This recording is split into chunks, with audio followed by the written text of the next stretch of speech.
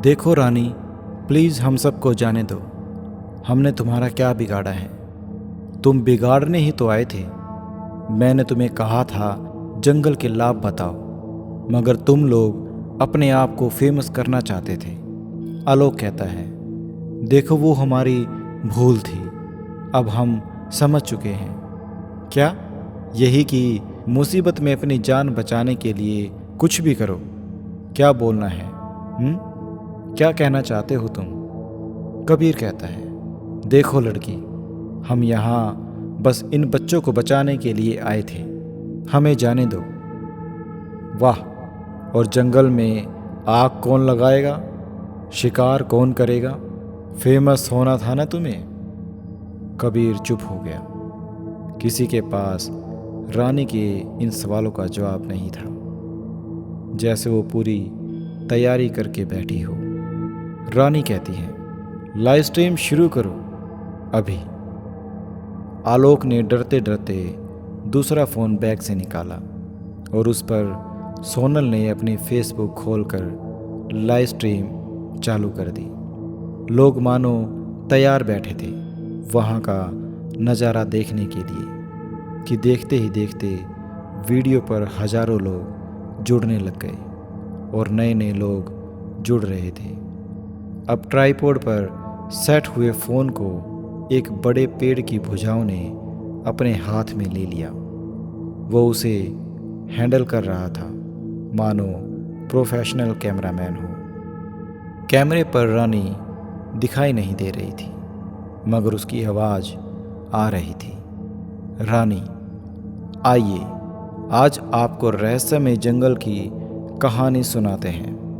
उसके बाद आपको दिखाएंगे कि इस जंगल का बुरा चाहने वालों के साथ क्या होता है।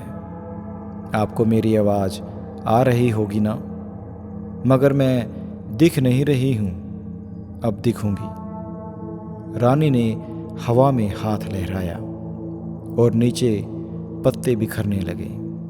उसके शरीर पर आकर वो चिपकने लगे। जहाँ जंगल में रानी के शरीर पर पत्ते चिपके दिख रहे थे, वहीं कैमरों में पत्तों से एक इंसानी शरीर का ढांचा बन गया जो अंदर से खोखला था।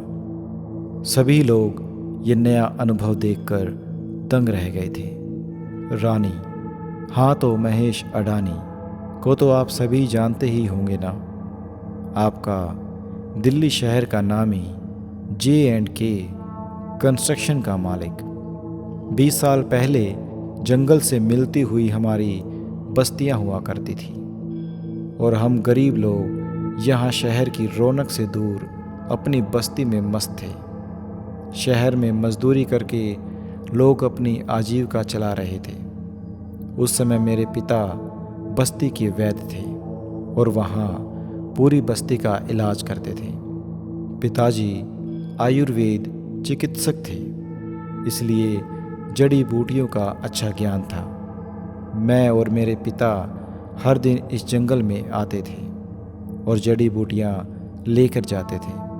फिर एक दिन महेश अडानी की नज़र हमारी बस्ती पर पड़ी। वो यहाँ से बस्ती हटाकर मार्केट बनाना चाहते थे, मगर उसकी बड़ी समस्या थी बस्ती वाले। उसने बस्ती वालों को बहकाना शुरू किया कि इस जंगल को ख़त्म कर दो। यदि बस्तियां पीछे कर दी जाएं और यहाँ मार्केट बन जाए तो न सिर्फ हम सबको काम मिलेगा, बल्कि रहने की जगह भी मुफ्त में मिल जाएगी। लोगों को लाभ दिया, कुछ एक लालच में आ भी गए, मगर मेरे पिताजी के समझाने के बाद भी वो नहीं माने। अपनी हार से तिलमिलाए अडानी ने पिताजी से बदला लेने की सोची और उसने ऊंची पहुंच के अफसरों से मिलकर पिताजी पर जंगल में मिलने वाले चंदन के पेड़ की तस्करी का आरोप लगाया और उन्हें जेल भिजवा दिया। अब उसका रास्ता आसान था। वो अपने लोगों को लेकर जंगल में आ खड़ा हुआ, मगर मैं उसके सामने अड़ के खड़ी हो गई और एक बार फिर उसे वापस जाना पड़ा। उस वक्त मैं पर्यावरण अध्ययन पढ़ रही थी, जिससे मुझे जंगलों के फ़ायदे पता चले। और एक दिन वो अपनी नीची हरकतों पर आ गया। उसने मुझे बीच रास्ते से उठवाया और मेरी हत्या कर दी और मुझे इसी जंगल में गाड़ दिया। तब से मैं इस जंगल की रक्षा करती हूँ, परंतु इनको कोई नुकसान पहुँचाए मुझे ये बर्दाश्त नहीं। मैं उसको जान से मार दूंगी। अडानी भी यह वीडियो देख रहा था। तभी पसीना पोंछने के बाद वो बोला, देखो, किसी को पता न चले कि मैं यह शहर छोड़ के अभी जा रहा हूँ। सेक्रेटरी, जी सर, ज़रूर, मैं ध्यान रखूँगी। रानी कहती है, तो तुम में से मरने के लिए पहले कौन तैयार है? जैसे ही बाहर खड़े लोगों ने ये सुना, सभी जंगल की ओर भाग चले। मगर तभी बाहरी पेड़ भी चमकने लगे और बाहर के पेड़ों ने अपनी भुजाएं फैलाकर आपस में मिला ली, जिससे जंगल के चारों ओर एक पिंजरा सा बन गया। अब ना कोई बाहर आ सकता था और ना कोई जा सकता था। वहीं अडानी अभी निकलने की तैयारी कर रहा था कि तभी उसे पुलिस ने आकर धर लिया। रानी कहती है, दोस्तों, कर दो इनका काम तमाम।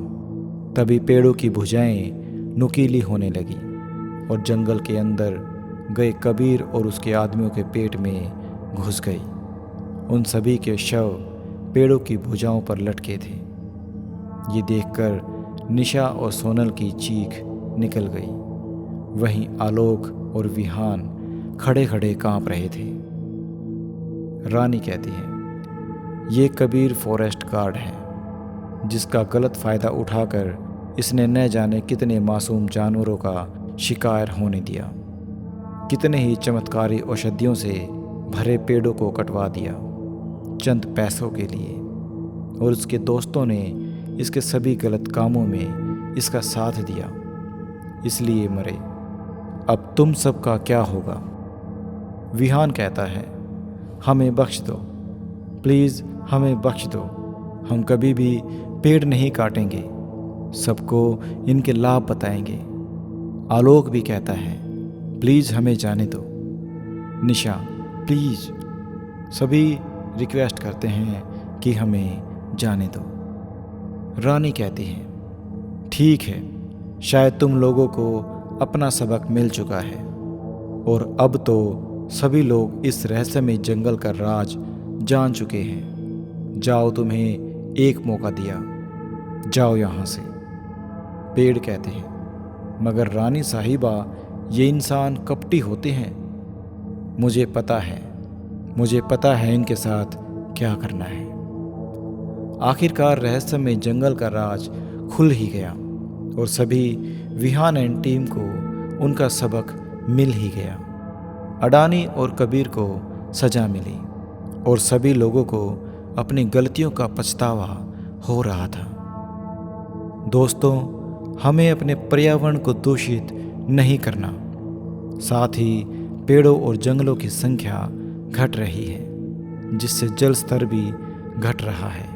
अतः हमें इस पर विचार करना चाहिए तथा पेड़ लगाने चाहिए। अगर आपको हमारी वीडियो अच्छी लगे तो आप हमारे YouTube चैनल को सब्सक्राइब ज़रूर कर दें और साथ में लाइक, शेयर और कमेंट भी अवश्य कर दें। और अगर कोई भी कहानी आपको हमारे साथ शेयर करनी है तो आप ज़रूर करें। धन्यवाद।